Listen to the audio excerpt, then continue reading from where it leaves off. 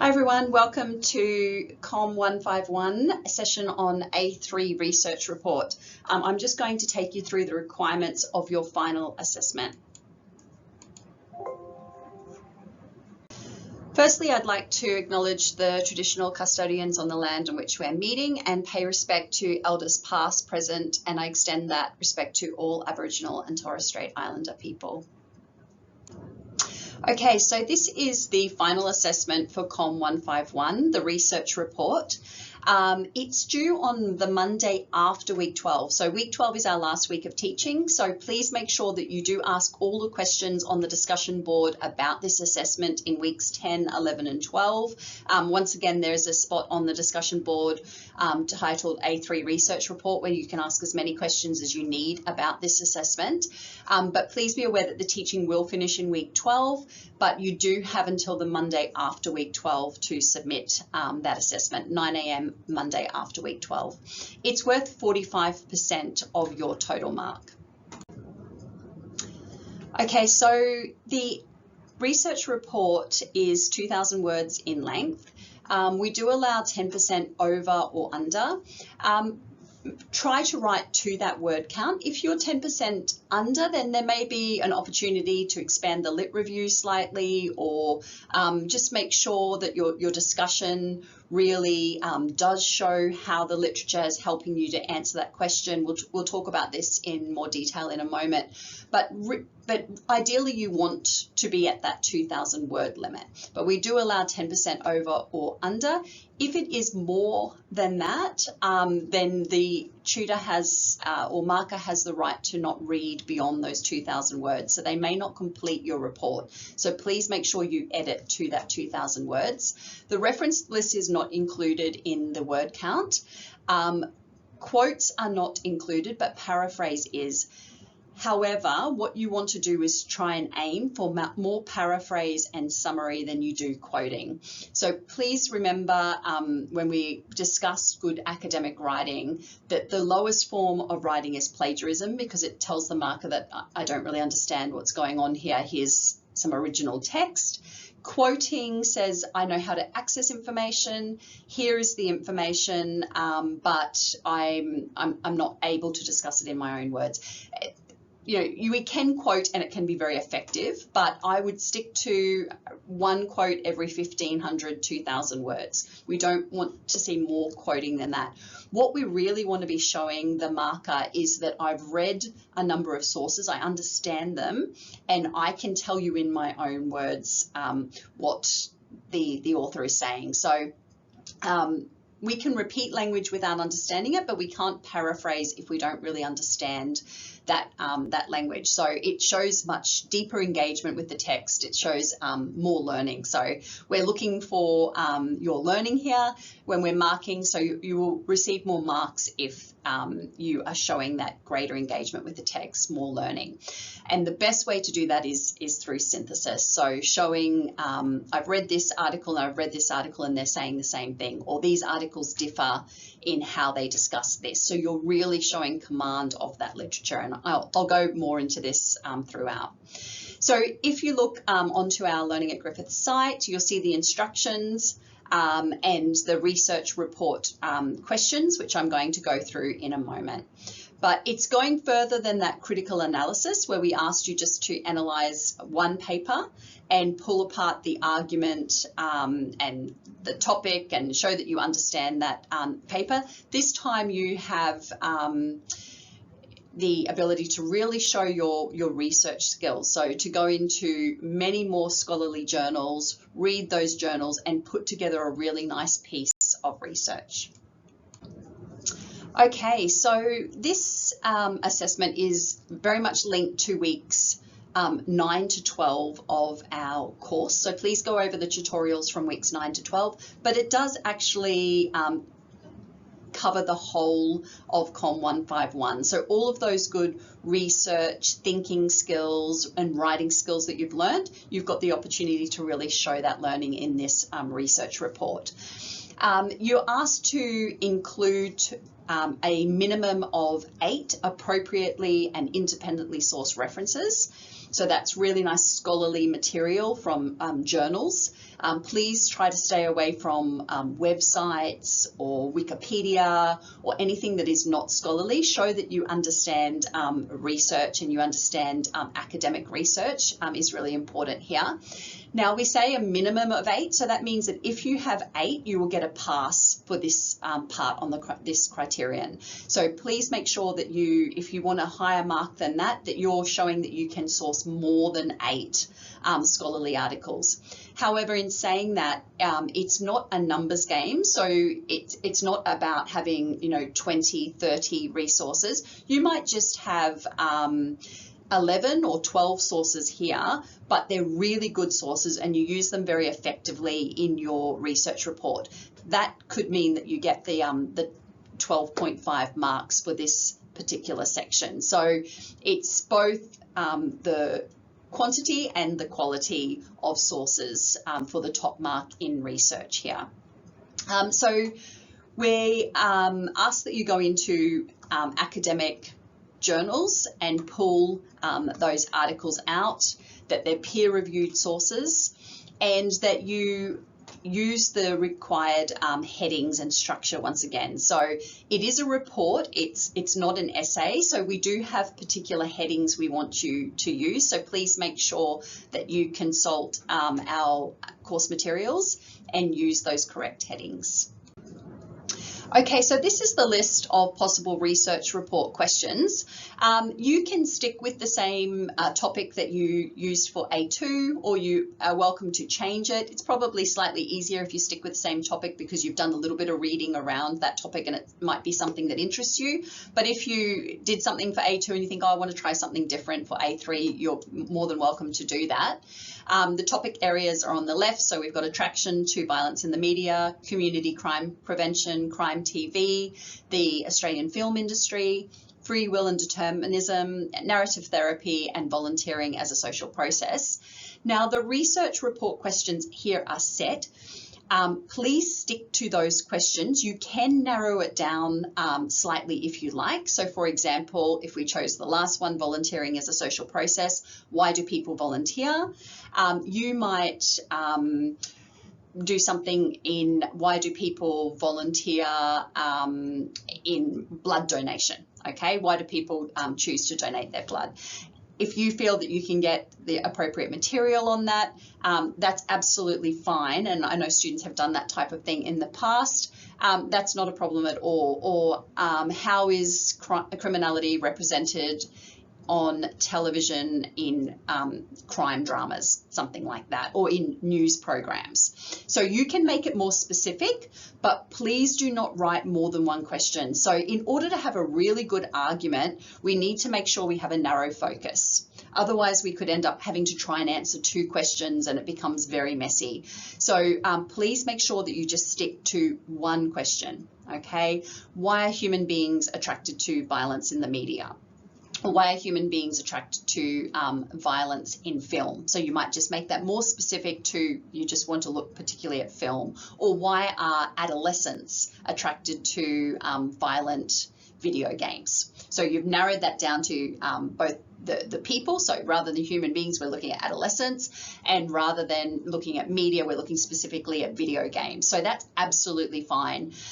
If you're concerned about your question, if you have narrowed that focus nicely, feel free to put that up on the discussion board and ask the tutor for some feedback, and we'll get back to you and let you know that that's perfectly fine. But please don't expand that research question. So things that students have done in the past are things like why are human beings attracted to violence in the media, and what problems are associated with this. So then we've got a big question and we've got more than one research report to write. So make sure you narrow the focus, not expand the focus. Okay, so these are the sections, this is the sections of the report that you're required to write, and these are the required headings. So you will have the heading contents page, and then underneath that you will show what is contained and where. So you'll have the term executive summary, and then page 2. Research question, page 2. Research including methodology, page 2. Literature review, page 3, or whatever it correlates to. So you'll have a nice contents page with that heading contents page. Then you'll have executive summary, and underneath that you'll have a paragraph that indicates the topic area chosen and what's covered in the report, summarizes the material to be found in the whole report. So you should be able to read your executive summary and know what your research question is, how the research was done, some of the key themes from the literature review, what was useful in conducting this research, so the findings, what you found, and what you've concluded. So it's a summary of the whole report. Then under the next heading, research question, just simply write the actual question. So it can have a question mark, that's absolutely fine. So why are adolescents attracted to violence in video games? Make sure that that research question, just checking that again, and you hopefully have checked that with your tutor if you have narrowed that focus, but just make sure that it is an open-ended question. So do video games have a negative impact on adolescents? That's a yes/no question, so it's a closed question, and it makes it very difficult to have a discussion. And the discussion is the big part of this research report. So we want an open-ended question. So to what extent do video games have a negative impact on adolescents? That's fine. So we can actually have a discussion around that. But make sure we have one question to answer. We can have supporting questions that help us answer that main question, but just one focus, one question. No more than 2 sentences. It might just be the one question here. And of course, we don't need references in this section either. Then we have the research, or we can write methodology there if you'd prefer. So this is a little bit about how you found the research. I'm going to go through each of these sections again in a moment, but this is where you're going to give us enough information that somebody else could repeat this research. So they know the databases, they know the search terms, all of these sorts of things. Next heading is literature review, and this is where you identify the major themes in the literature. So you're going to have a couple of paragraphs here, and I'm going to go into those details because this is a really important section of the report. The next heading, findings. What did the research process show? So what did you find? What particular journal articles were really important in helping you understand the question? The discussion is where we discuss the research question and we use the material that we've found to answer that question. And the conclusion is a summary of everything that's done. So what was the topic? What was the research question? How was that research conducted? What key themes were identified? What were the key findings? And what did you how did you answer the research question in that discussion? So it's your conclusion to the actual research report. And then of course we have the reference list with the heading reference list, and please use the library web Harvard referencing guide, AGPSR Harvard, as per the library site, as you did for A2. Okay, so the first heading is contents page, and it will look something like this, okay? It just means that the reader can go to those different sections of the report. So the purpose of a report is to dip in and dip out of it. So we always let the reader know that this is where you'll find the research methodology on page 2 or the lit review on page 3. So setting it out something like this is absolutely perfect. Okay, so the executive summary is a summary of the whole report, okay? It's around 150 words in length. Just one paragraph is absolutely fine, but it will introduce the topic. It will discuss how the research was done, and what was found in the research, some of the key themes that were pulled out, and the conclusion that was drawn from the research, so the answer to the research question. So a summary of that whole report. Really nice and succinct as well. Okay, so under the heading research question, just write the exact question that you're asking. Make sure that you have only one question and it's no more than 1 to 2 sentences. So you might give your question and then have a supporting question as well, but please don't write 2 separate questions. Actually, better just to write that one question and that's all. So really short, exact question that you're asking of your research. Okay, under the research methodology, here you're going to let the reader know how you found the materials. Okay, so what did you do to find the materials? Now you need to give enough detail that the reader who might be outside Griffith University could do the exact same study. So what databases, name the databases that you went to, the journals you went to, the search terms that you used to search within those journals, give the actual search terms in inverted commas, just everything that is needed to repeat that study. So please don't write things like Griffith University or Griffith University catalogue, because somebody outside Griffith can't use that in the same way. Say that you went into ProQuest, that you accessed JSTOR, and that these were the specific search terms that you used. And these maybe are the limits that you put on it. And just give enough detail in a really nice paragraph of what you did and how you did it. Avoid any bullets here, okay? So we want to write in full sentences and full paragraphs. So discuss what you did and how you did it and give the actual detail here. Okay, so the literature review is where we review the topic. So we forget a little bit about the question for now, and we're just focusing on the topic that that question sits under. So if it's how criminality is represented in TV news programs, we read around that topic, and as we're reading, we might see, okay, a number of people are talking about A, B, and C.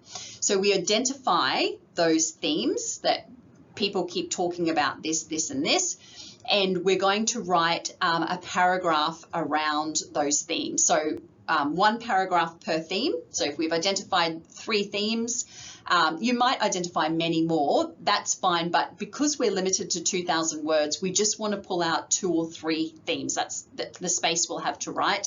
So we want a really nice, rich discussion showing who's saying what around that theme. So we probably want to stick to around 2 or 3 to meet word count. And then within that theme, so we've got theme A, we're going to show who's saying what around theme A under this specific topic. And then moving to theme B, who's saying what around theme B, and theme C, who's saying what. So we're not thinking about the question, we're thinking about the actual topic in this one. So we're not answering the question in any way, we're just pulling out the key themes that come up. The picture here is a restaurant. So it's a little bit like walking into a restaurant and everyone's having this in the same restaurant. We're all eating Italian, but there's different discussions going on. So Italian is the topic, but the discussions going on might be about work. So that's A. It might be about travel. So people are talking about travel. So we're going to be looking at each table and the discussion going on there. So pick 2 or 3 themes that you think are really important. They keep reoccurring and you think, okay, I think this is, when people are talking about this topic, this is the theme that keeps coming up. I'm going to show you an example of what a lit review looks like now. Okay, so here's a sample literature review paragraph. The only heading you need is literature review. In this one, they've also got a subheading, which is the heading for the paragraph. That's fine. I don't mind if you include a heading, but please, if you do, make sure it doesn't take away from a good topic sentence. So here we've got the heading benefits of learning and recreation, but we still have a really nicely written topic sentence that introduces what the theme is that's going to be discussed in this paragraph.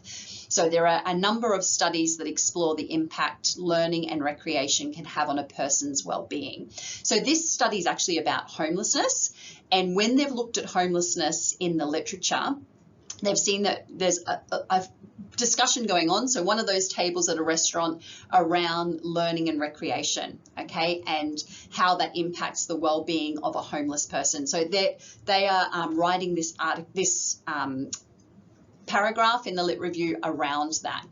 So that's a really nice topic sentence.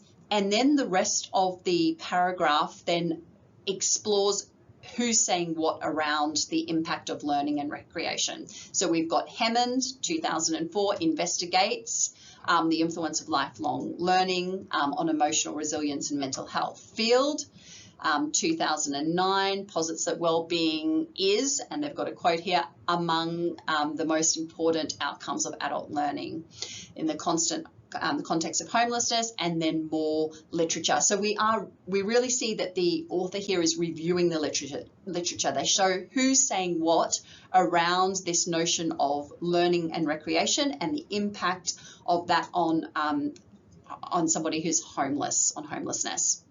So really nice discussion of literature, lots of literature here because we're showing the strengths and weaknesses, the who's saying what around this particular theme that we've identified. Okay, so it should be full of in-text citations in this particular section of your report. And you will have 2 or 3 of these paragraphs, each focusing on a different theme. You don't need to introduce those themes first and then go into them. Each paragraph will introduce the theme in the topic sentence. Okay, so the next section of your report is findings. So your heading is findings. Now this is where you tell the reader what your research process showed you. So what evidence was out there, what articles were most useful, what data was most useful in answering this question. So you haven't yet answered the question, you're going to answer the question in the discussion. So far you've just covered the topic in the lit review and some of the key themes in the topic. Now you're going to let the reader know that you have found an answer to this question, but you're not going to yet discuss that answer. You're going to say how you're going to answer the question. So how did the literature help you to understand this question? So you might pull out a couple of journal articles that were really important in understanding the research question and answering the research question, or a couple of pieces of research, maybe some primary research that was done in 1 or 2 of the articles that really helped you understand the research question and answer the research question. So these are your findings. So what did you find useful? We know that it's all secondary research, that you didn't do the research on your own, so you've been asked to use secondary research, but which articles helped you to answer the research question? This is only a short section, so just 1 short paragraph is absolutely fine here. Okay, so this is one of the most important sections of your research report. So the 2 big sections, if you like, are the literature review, where you're reviewing that literature around the topic, and this discussion where you're answering the research question with the literature. So here, you're going to come up with an answer. So if you're looking at blood donation, why do people donate blood? Why do people choose to donate their blood? Then here we're going to come up with an answer. So it might be, they do that for 3 reasons, okay? So we might write 3 really nice paragraphs showing reason 1 they do it and what the literature says about that and why we believe that to be true. We now have an educated opinion about why people donate blood, and we're showing the answer. Paragraph 1, there might be a second reason they do it, and we have a second paragraph around that, and a third reason that they do it. So we've got 3 really nice paragraphs. Each paragraph discusses one of the reasons why that people volunteer or donate blood. Okay, so this is where we have a really rich discussion, and we use that literature.